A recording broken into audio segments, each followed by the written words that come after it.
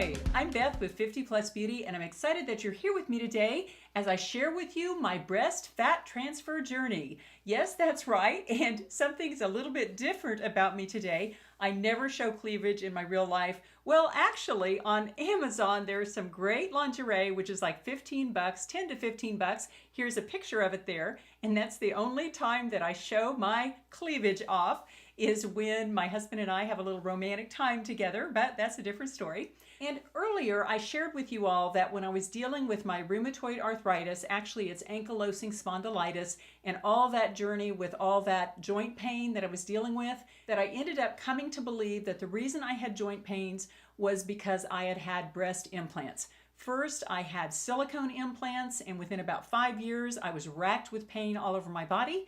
I got those taken out and I had nothing for a while, and my joints felt totally great. Within about 2 to 3 years, I was totally back to normal. And unfortunately, within another couple of years, I thought, well, I look kind of disfigured because I'd had those breast implants taken out.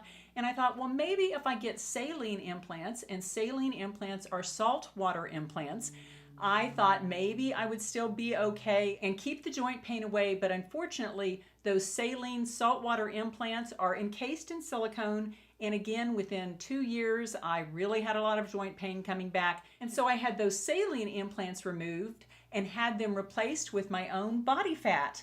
Yes, that's right. I am so happy to realize that that is an option for you. However, it is not without its drawbacks, and I'm going to share every detail of my breast fat transfer journey. And I did want you to see that I do have some cleavage here, but I'm going to be moving in a moment because this is kind of a personal journey, and I want to get up close and personal with you and really explain every detail about the breast fat transfer procedure.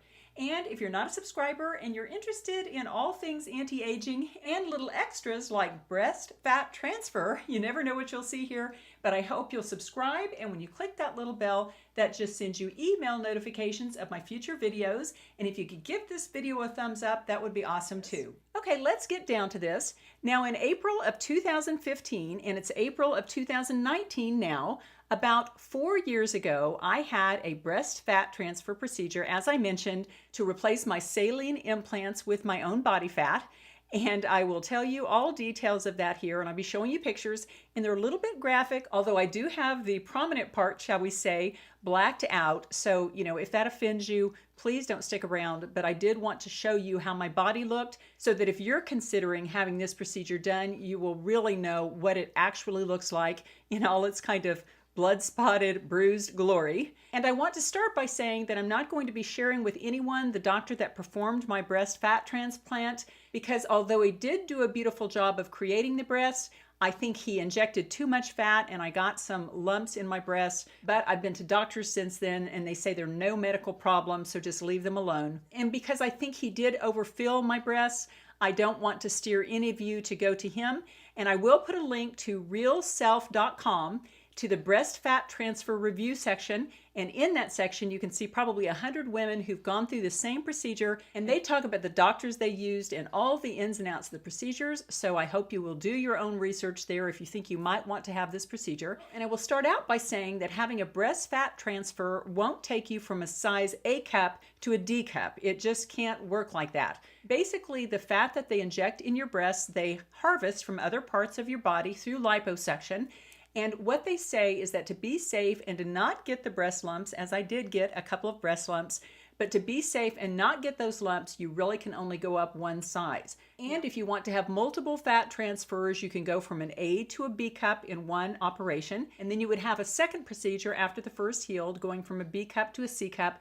But you really should not go from an A to a C, which is what I did. Basically what happens is that if the doctor injects too much fat, all of that fat can't find an adequate blood supply and some of it dies off. They call it necrosing. And it is not medically a problem, but it does create some kind of hard calcified lumps, I think they're called. And they're not all that comfortable when you lay on them. When I'm just going through my daily life, I never even notice them. But if I lay on my tummy, I can kind of feel them. But I have since been to another plastic surgeon to see about getting those lumps out. I have one in one breast and one in the other, and they're just maybe about that size. But the doctor said, no, don't take them out because you would look kind of disfigured. and, just kind of leave them alone. So those lumps are not a medical difficulty, but I would recommend that you don't go to a doctor that will take you up too much in size. Just one size is the rule. Okay, let's get down to this. And this is me 4 years ago in April, the morning of the surgery, and there I am in my little sweat workout outfit, about ready to go to the surgeon's office and have the procedure. And in the procedure, they totally put you under, and I think it lasted maybe 2 to 3 hours. And here I am at the hotel, maybe the afternoon of the surgery. And as you can tell, I have the area bandaged on top. And if you can see the little bulbs that are hanging off, those are actually drains, and you can see them on either side of my body in the close-up picture there. And basically what you have to do is over the first couple of 2 days, I think it was, you just have to pour those little drains out because they're collecting body fluids, a little bit of blood, and just a little bit of clear fluid. I didn't have much of it and everything went great, but you do have to take care of that. So it is helpful to have a partner with you when you go through the procedure. And I will tell you that you do have lipo to harvest the fat. And so it's kind of a twofer. You can, have lipo on your belly or your back or your legs or all of the above. And that's what the doctor did for me. And I will say that before I had the procedure, since he was in a different state, I did a telephone Skype with him and I had to show him my body. And he said, Beth, I'm worried that we won't have enough fat to transfer because I am kind of a thin person. But after the procedure, he said, Beth, I got in there and I realized you had plenty of fat. So I guess I am fatter than I look. So anyway, here is a look at after the surgery to where you can see the liposuction areas and the liposuction marks. Here they are in that first picture. As you can see, he is drawn all over me. And I guess he kind of gave me a drawn on six-pack. But as you can see, I've got some bruising there. And then on my back, you can really see the lipo marks. And they look a little scary. Those are all those little red marks, and they actually fade away to about nothing. But there they are on my back, and then you can see the bruising on my lower legs there. And I had the surgery, and about 3 days later, I flew back home to Wichita. I had one more consult before I left, and the doctor said everything looked just great. And when I got back home, I started the healing process, and really the liposuction does not hurt. At least that was my experience. I looked a lot worse than I felt, and here is a look at the lipoed areas once I got back home. And here I am, and as you can see, I've got some bleeding and some bruising under the skin there, but it does not hurt. A little bit over the breast. I've also got some bruising up there and in my legs. And 2 to 3 days after the procedure, you can really just start going about your normal business, but you do have to wear a compression stocking over all the lipoed areas. And here is a look at the little stocking that you have to wear. And it really feels just like a girdle. It firms you in, it holds you in, and it helps those lipoed areas start to smooth back and have more normal contours. Now, in conclusion, let me give you a couple of thoughts I have about the breast fat transfer procedure. First, I've had problems with the silicone. I really don't believe that injecting plastic implants into your body is very healthy, and I had a terrible reaction to it. And although the doctors say, oh, the studies don't prove that, in my case, I know those implants cause me major problems. And it just makes sense that if you're basically going to put plastic small beach balls in your body, that, your body could not like that silicone or that plastic and could have a reaction. So in my way of thinking, if you want to increase the size of your breasts, it's a lot healthier idea to use your own body fat to build your own breasts. I really like the safety aspect of it. And they feel very natural. They don't get the hard kind of capsule-like feeling that some implants can get. They feel very, very natural because it's, again, just your own body fat, which breasts are made up of a lot of body fat. And I would again remind you that you really shouldn't go up more than 1 cup size to avoid those little knots that you can get in your breasts. And the cost for the complete procedure, including removing the old implants and injecting the fat in my breast, was I think about $6,000, which I think was pretty reasonable. And if you have questions about any aspect of this procedure, of course, I'm not a doctor or a nurse, and I suggest you go to a plastic surgeon and ask them. But if it's something I can answer, go ahead and leave your comments in the comment section below, and I'll be glad to answer any questions I can. Okay, I always like to leave you with a little thought for the day, and I've been using these Language of Letting Go cards by Melody Beatty.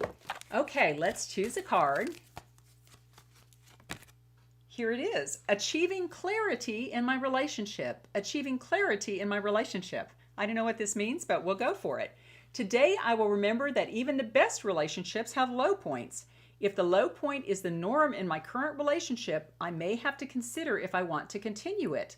If the low point is temporary, I will practice understanding. I know that I will achieve clarity and make the right decision. Oh, friends, I absolutely love this card, and I thought about it this week with regard to my sister. As you know, we have a business together, and sometimes sisters can really butt heads, and we really did that this week. She had been on vacation, and I had taken some actions, and I guess she thought I shouldn't have done it in her absence or whatever, but I thought she would be glad, and it was this big, huge misunderstanding. And I really got down and depressed about it because she is my sister, and I do love her, but it was just like, it just killed me. It just made me depressed. And I really did spend a lot of time evaluating our relationship, and I had to ask myself, is that the norm in our relationship, that I always feel kind of lousy, or is that the exception?